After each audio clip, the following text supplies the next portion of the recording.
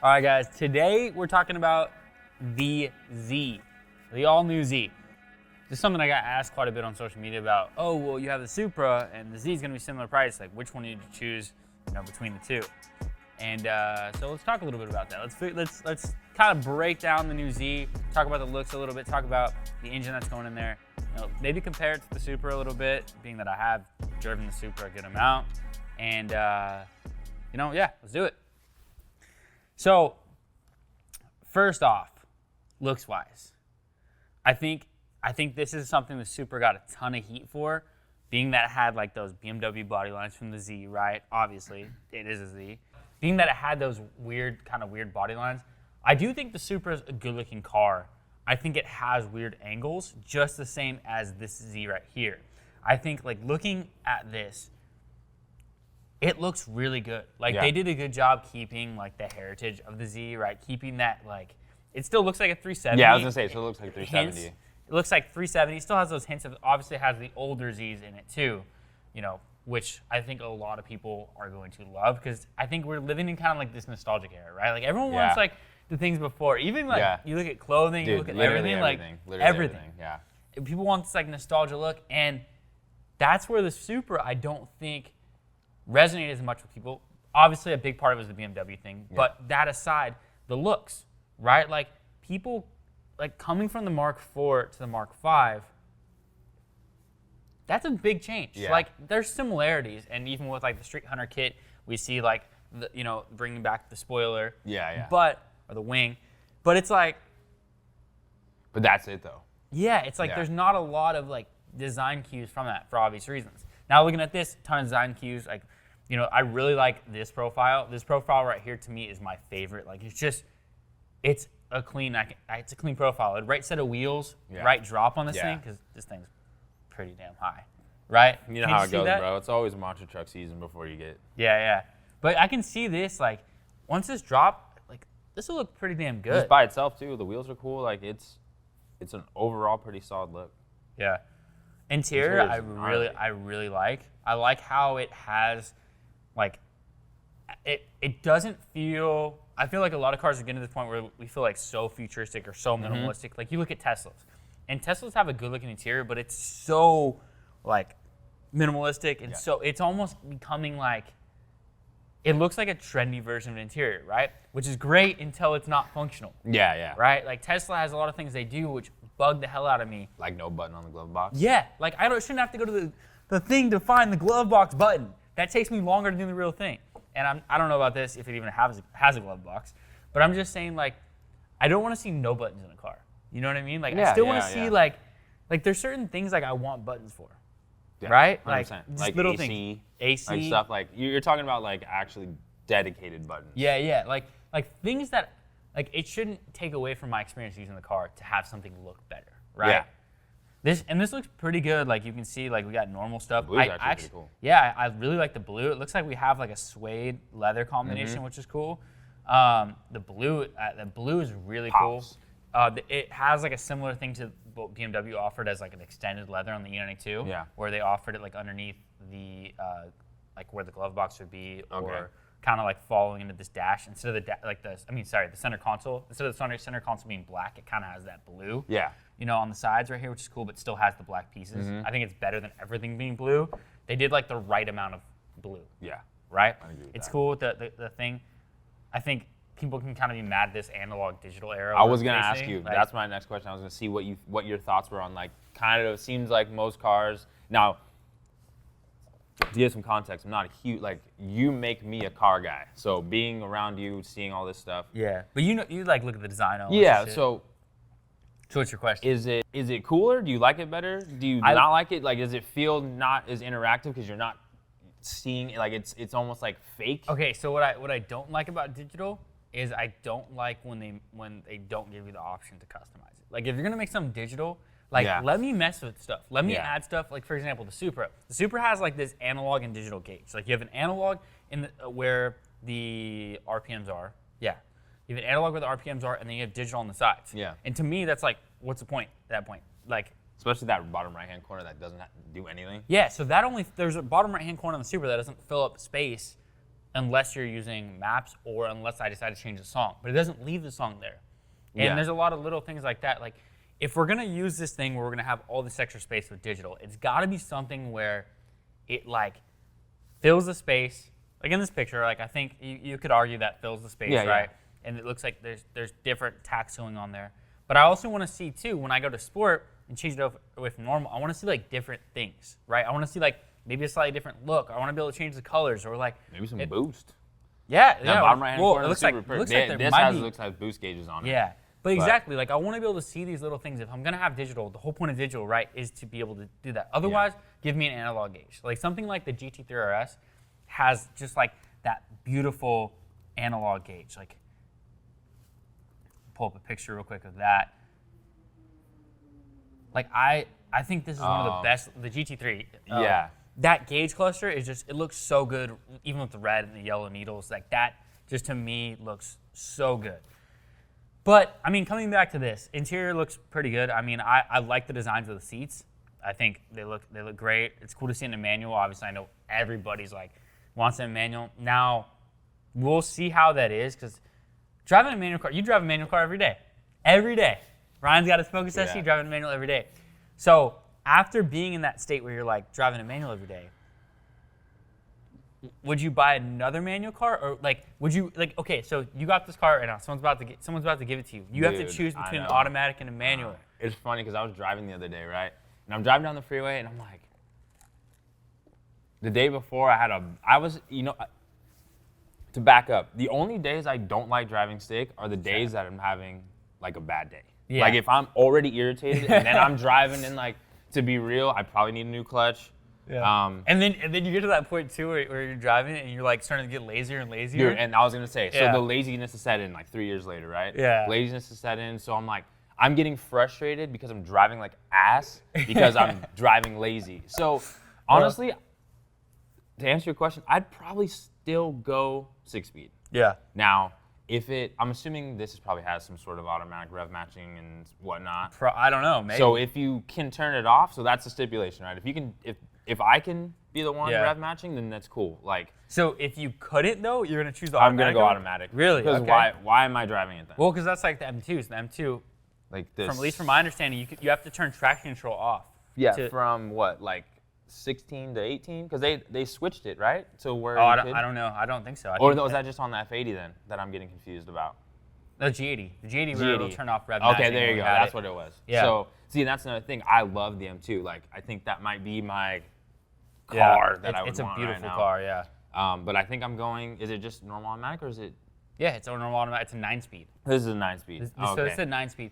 So I think like I do agree with you as much as like a 9-speed automatic.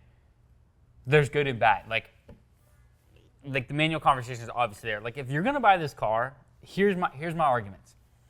It depends on like the person's scenario. Like if they're gonna buy a car and this is your only car and you got like more responsibilities, like say, well actually it's a 2-seater, so I guess you can't really say like kids in the mix for this. Yeah, but say like it's your daily commuting car.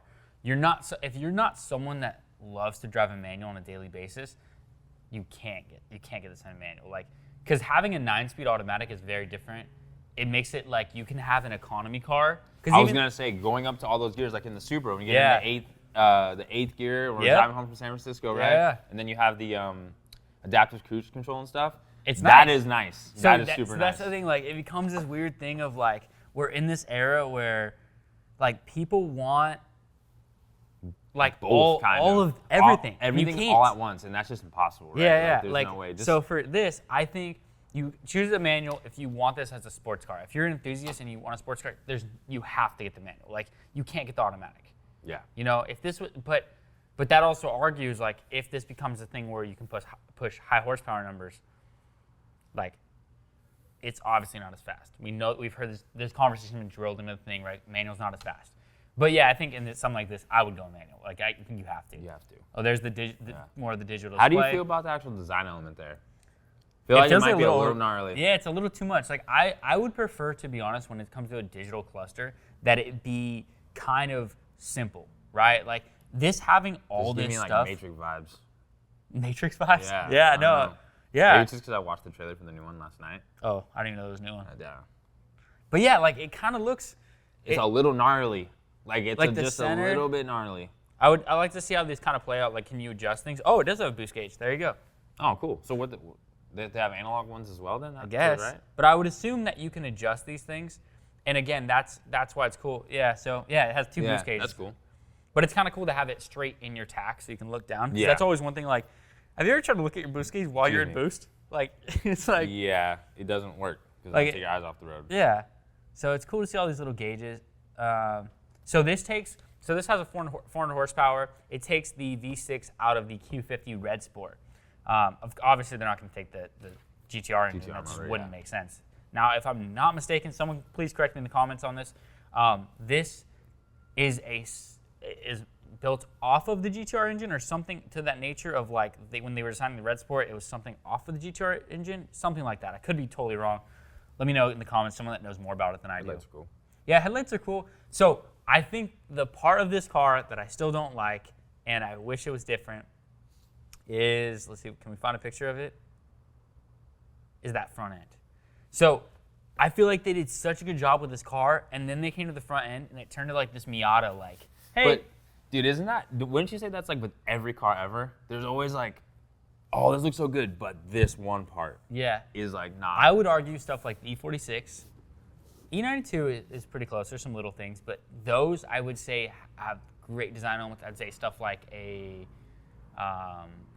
C7 Corvette, stuff like those. Like they're beautiful cars. And this, like I feel like we got out of an era of designing beautiful cars and designing like such aggressive, like fuck everything. All the lines are super harsh. Everything's got to point straight down, and it's got to look like you look like this Lexus ad that's popped up right here. Yeah. Like all those lines come in like it's mean, like the car's angry all the Yeah, time. and it's like, and it got really kind of like that simplicity of like a car just looking streamlined and good. You know, I think, you see what I'm saying? They kind of, which is interesting here. Now, it kind of has that Supra look. So the Supra based off the BMW Z, right, has that like moop nose, what I would call it. Same with the Z4M that I had. So if I pull up a Z4M for you guys, just so you guys can see a Z4M, Z4M has, and I'm talking about the older one. So Z4M, let me see if I can pull up the front for you guys. Okay, so the Z4M has what a lot of people refer to as like the moop nose, right? And the moop nose goes down in the front. Same with the, like older BMWs had, I think it was the 6 Series. And has kind of this weird look from certain angles. Like it looks good from directly in the front. It looks good from certain parts, but when you get to a certain part, like even this is a weird like eBay ad right here, but you can see it starts to go down. Oh yeah, it goes like that, yeah. And they're kind of doing that here on the Z.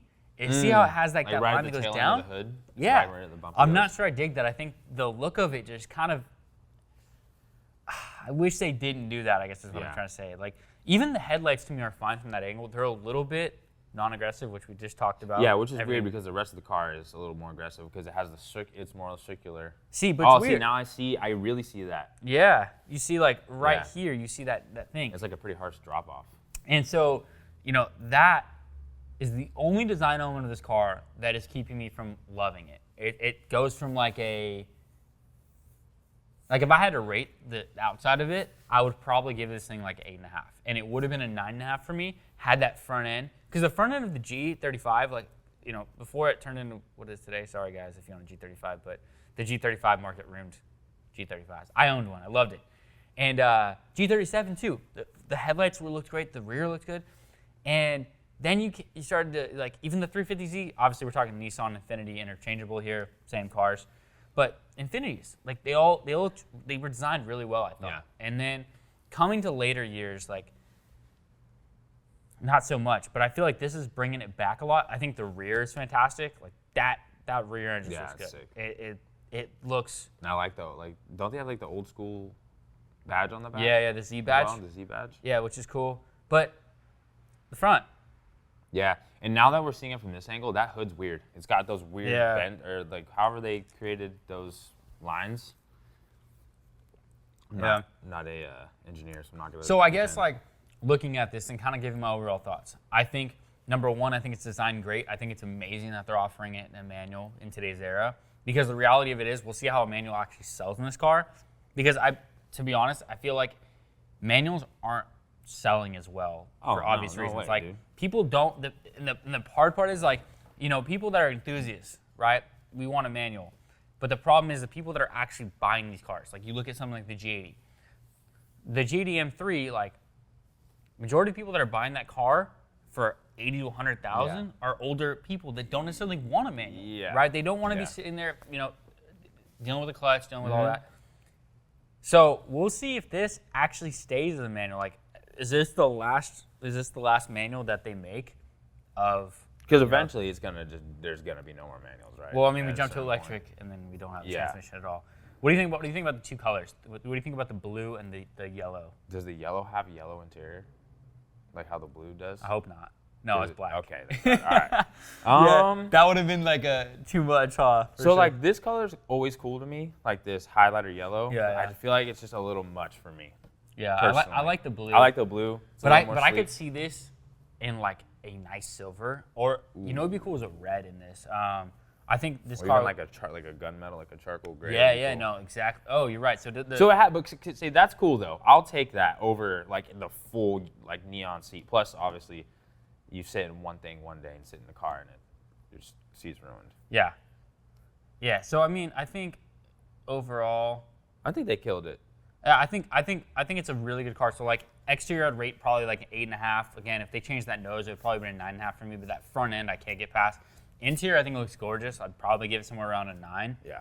And I do have a question for you though. So being car enthusiasts and whatnot, knowing where this car's come from, do you think they did a pretty good job in paying homage to the car? Yeah. I think versus how everyone's really mad about the Supra, how the Supra looks nothing like the MK4. Yeah. I think they did a good job with that, but I think they also had the chance to learn from Supra.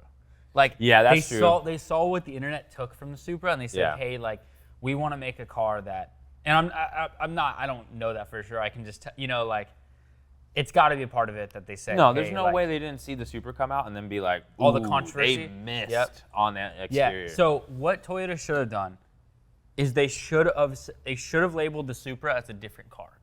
They should have said, this is the Toyota blah blah blah.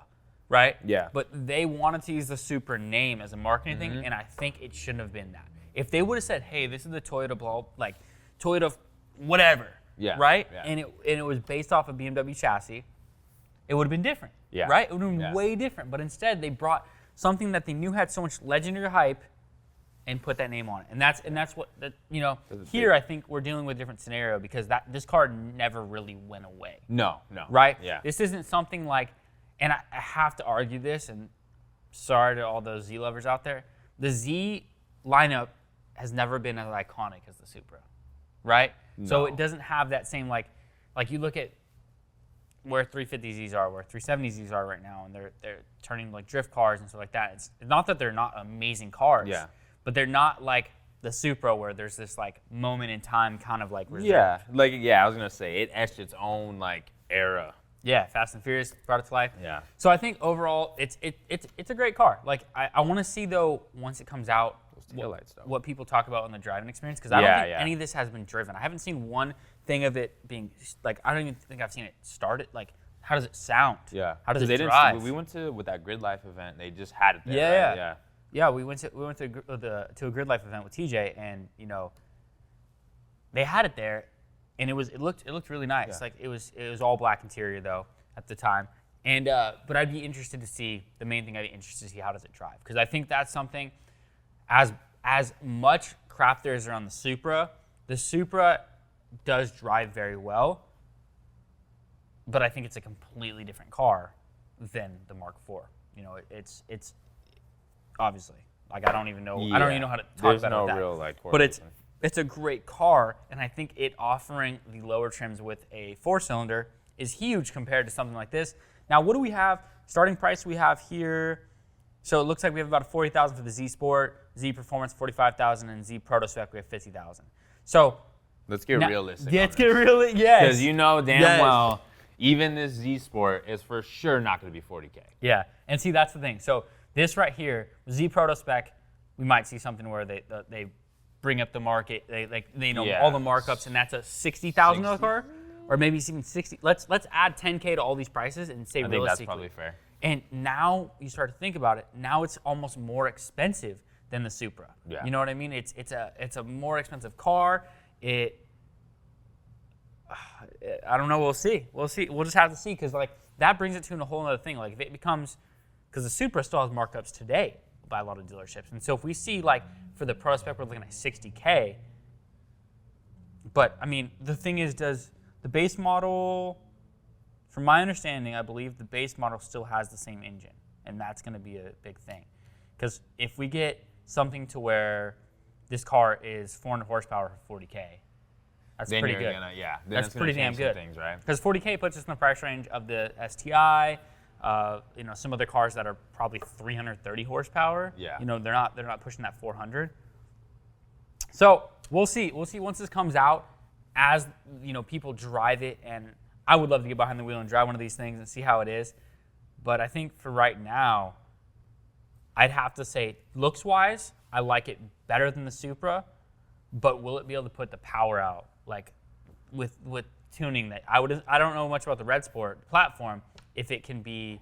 So I think to sum this up, we're just gonna have to wait and see what this car does. How is it to drive? How does it sound? How is the aftermarket market for this? I was going to say, once we start modifying. That's something that's always really cool, and it's been really cool about Nissans for a long time, is there's always been a huge aftermarket thing. Like G35, I could find tons of parts all over. Because I feel like what they always do is they share a lot of stuff, right? This is going to share probably stuff with the Red Sport as far as internals of, or like engine parts, right? So different things, and then you see, like suspension components, what's similar, all that stuff. But there's always been a huge market for the Z stuff. So we'll see what this turns into. For now, I got to say it looks amazing. We'll see how it drives. But anyways, guys, that's going to do it for today's video. Thanks for watching. Later. Peace.